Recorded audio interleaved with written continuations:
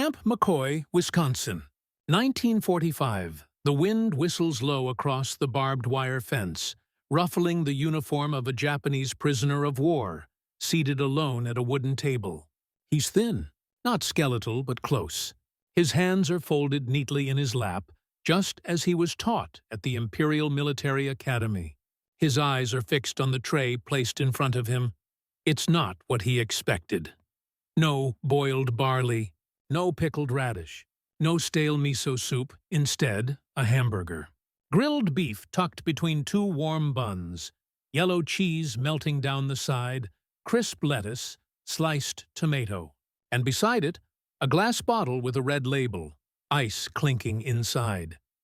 He's heard whispers of this drink from other prisoners. Coca-Cola? He stares. The American guard says nothing, just nods once, hands in pockets, and walks away casually. No shouting, no insults, no bayonets, just silence and steam rising from hot food. The prisoner lifts the hamburger slowly. He hesitates. Back home, he had sworn an oath to the Emperor, to never surrender, to die with honor, to believe that Americans were savages. But here he was, alive. He takes a bite, chew, pause, swallow. Then something inside him breaks. Tears slide down his face without permission. He takes another bite, faster this time. The meat is tender. The bun is soft. There's salt, heat, richness, things he hasn't tasted in years. He opens the Coca-Cola. The cap hisses off. He sips. The bubbles sting. The sweetness blooms across his tongue. He cries harder. It's not just food. It's the collapse of everything he was told.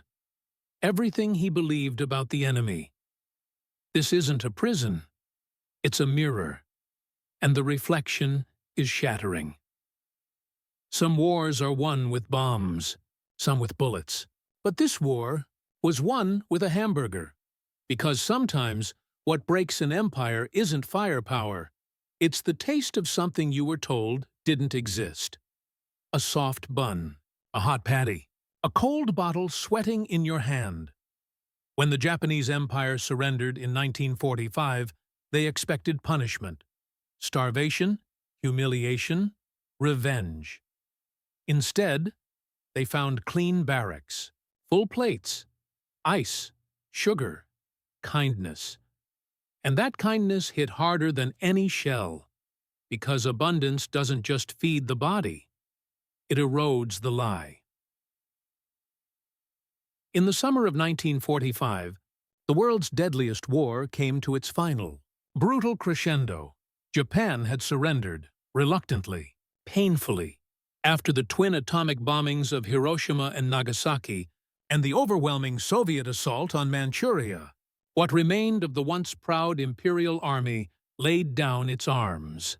Thousands of its soldiers, trained to believe that capture was a disgrace worse than death, were now prisoners of war. In total, over 47,000 Japanese soldiers were taken into U.S. custody. Many had expected execution upon surrender. They had been told, for years, by military instructors and propaganda leaflets that Americans tortured prisoners, disrespected the dead, desecrated bodies. Stories circulated of imaginary slaughterhouses, of torture camps, of starvation. One phrase drilled into recruits before combat still echoed in their minds: never be taken alive. And yet, those who survived their surrender weren't lined up before firing squads. They were loaded onto trucks, given blankets, transported across the Pacific, and housed in camps with proper roofs, running water, and medical stations. This wasn't mercy. It was policy. The U.S. War Department had issued clear directives: treat prisoners humanely, not just for ethical reasons, but strategic ones. American leadership believed that fair treatment of enemy captives could serve a dual purpose: short-term intelligence, long-term ideological defeat. The logic was simple but revolutionary. You could starve a man and make him desperate, or you could feed him, clothe him, let him write letters home, and force him to question everything he believed. Inside the camps, the Japanese POWs found something their war-torn homeland hadn't offered in years: food. Clean clothes, order, ice, soap, medical care, leisure. They'd never seen refrigerators, much less vending machines. For men raised on rice, miso, and military rations, the sight of American hamburgers, chocolate, and soft drinks was disorienting, surreal, almost offensive. It wasn't just the quantity, it was the casualness. Here was a country so abundant, it gave luxury to the enemy. They woke the next morning expecting it all to vanish. The bed, the calm, the food. Surely yesterday was a trick, a soft touch before something darker. But instead, it was breakfast, eggs, buttered toast, a glass of milk colder than anything they'd touched in months. And yes, Coca-Cola again. Not a bribe, just normal. Outside their barracks, they noticed a strange box humming, a metal chest filled with ice. It wasn't wartime ice raked from mountain snow. It was electric. Machines kept their drinks cold. Machines made ice from thin air. They watched a guard pull a soda from it and hand it to another prisoner like it meant nothing. It wasn't just the drinks. There were stores in the camps.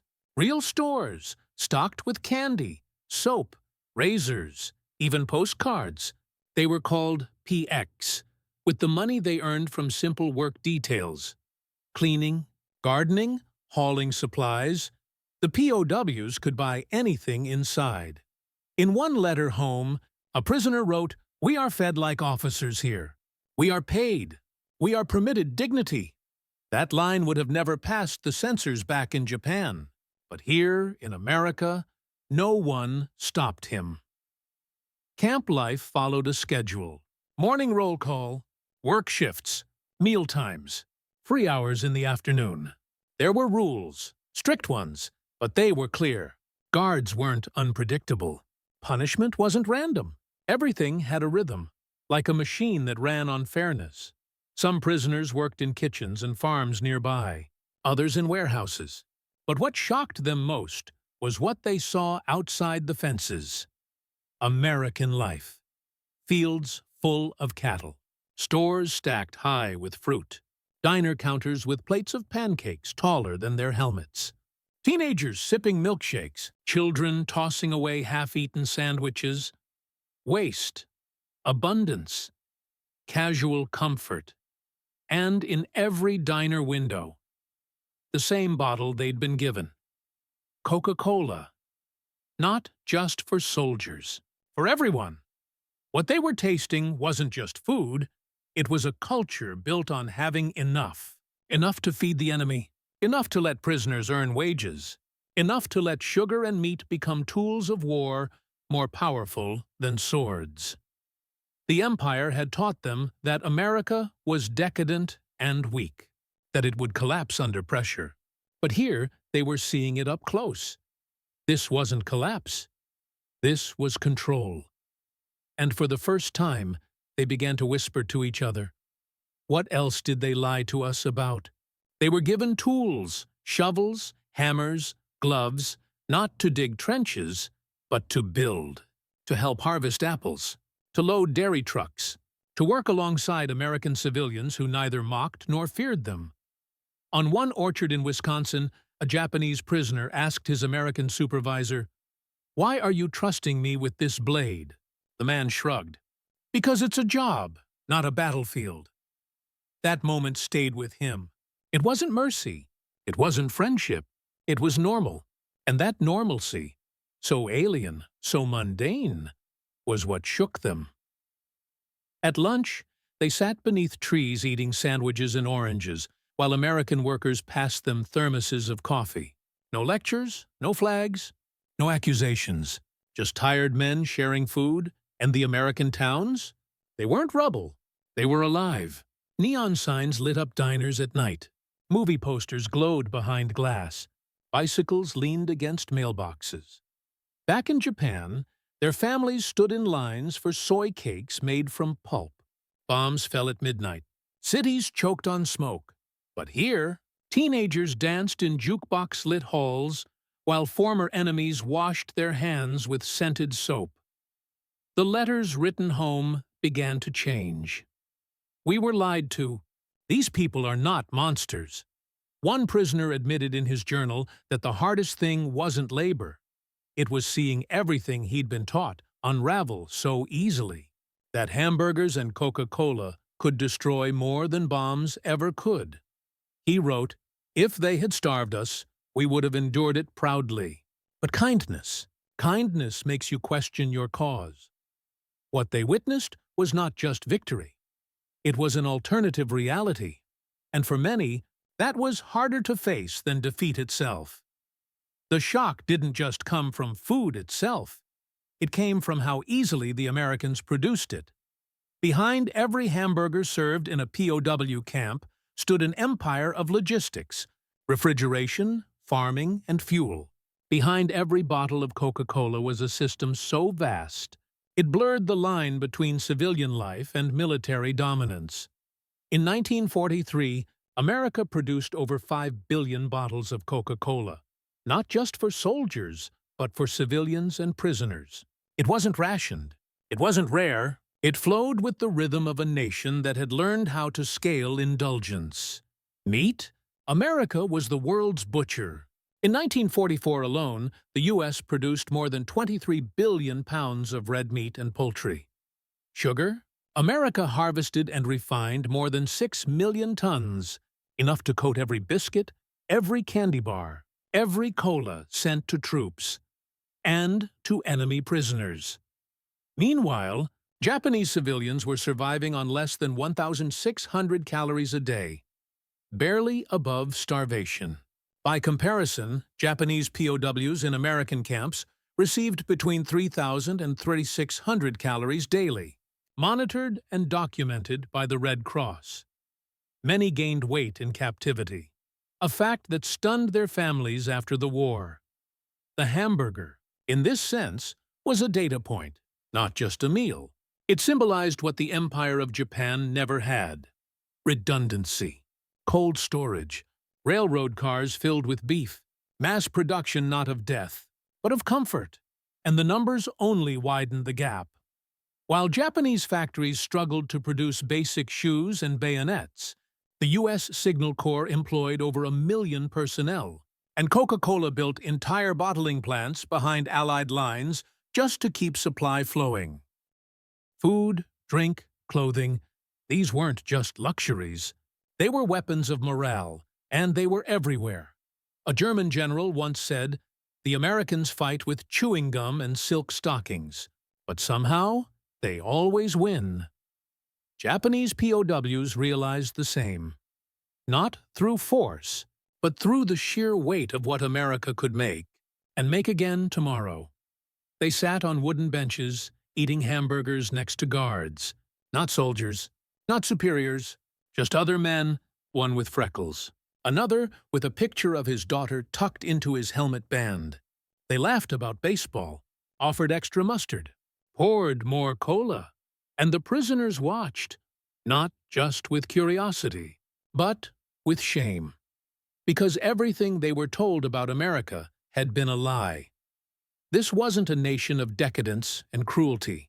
It was a place where prisoners and generals ate the same meat, drank the same soda, and stood in the same chow line. One POW wrote in his diary, "The hamburger is not luxurious. It is humble. And yet it is everywhere. It feeds everyone. We do not have this idea in Japan. It hit like a philosophical torpedo. Back home, luxury was for the emperor, the officers, the elite. But here, sweetness was democratized. Even Coca-Cola, once ridiculed as a childish Western indulgence, became something deeper. Its fizz and syrup came to represent casual freedom, the idea that happiness didn't need to be rationed. What cracked wasn't just morale. It was identity, the belief in imperial superiority, the samurai spirit, the noble hardship that made Japan invincible. How could you maintain that illusion when your enemy offered you dessert? They had expected interrogation. Instead, they were handed ketchup. In a quiet corner of the camp library, a Japanese officer sat with a pencil and notebook, translating English phrases he overheard from the guards. Cheeseburger. Refill. Take it easy.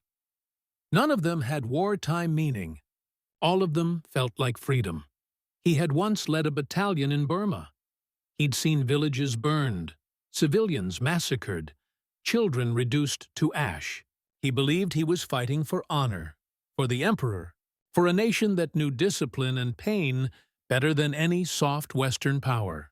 Now, as he watched a young American soldier give a cigarette to a prisoner, without even thinking twice, something shattered inside him.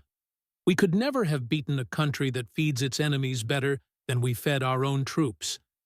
That line would later appear in multiple diary entries, not whispered in shame, but accepted as truth. It wasn't the strength of American tanks. It wasn't the blast of atomic bombs. It was the unbearable weight of normalcy, hamburgers, soda, smiles, shared meals. No ideology, no empire, no divine mission could stand in the face of a system that gave so much, even to those sent to kill it. The sun was hot over the Kansas plains, and lunchtime came like clockwork. Prisoners lined up outside the mess hall, mess tins in hand.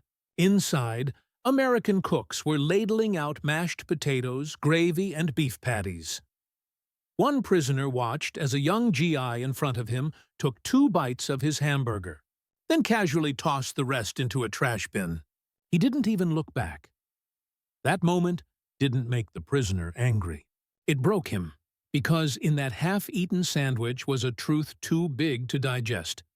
He had marched across jungles, seen friends die in mud, believed to his bones that sacrifice and hunger were noble, that America was a soft, decaying place. But here, this was strength. To waste what others worship. To throw away what another man would kill for. Not out of arrogance, but because there was always more. He went back to his bunk and wrote, "They discard what we dream of. This is not war. This is a new world." The hamburger wasn't just food. It was a flag. A symbol of victory so complete, it didn't need to raise its voice. They returned to Japan thinner than they had arrived. Not in body, but in certainty. The steel-hard confidence in empire and emperor had melted into quiet doubt. Back home, cities lay in ashes. Families starved. But the stories these prisoners carried were not of torture or cruelty. They were stories of hot meals, of clean blankets, of hamburgers served without a sneer, of Coca-Cola fizzing like laughter in the heat. Some were met with disbelief, others with shame. But slowly, their stories spread. In kitchens, in schools, in whispered conversations across a nation trying to rebuild. And many of these former POWs would later become teachers, translators, journalists, advocates for peace and cooperation. Not because they were broken, but because they had tasted something different. They came as warriors for an empire. They left as witnesses to freedom. And their first taste of it was a hamburger and a bottle of Coca-Cola.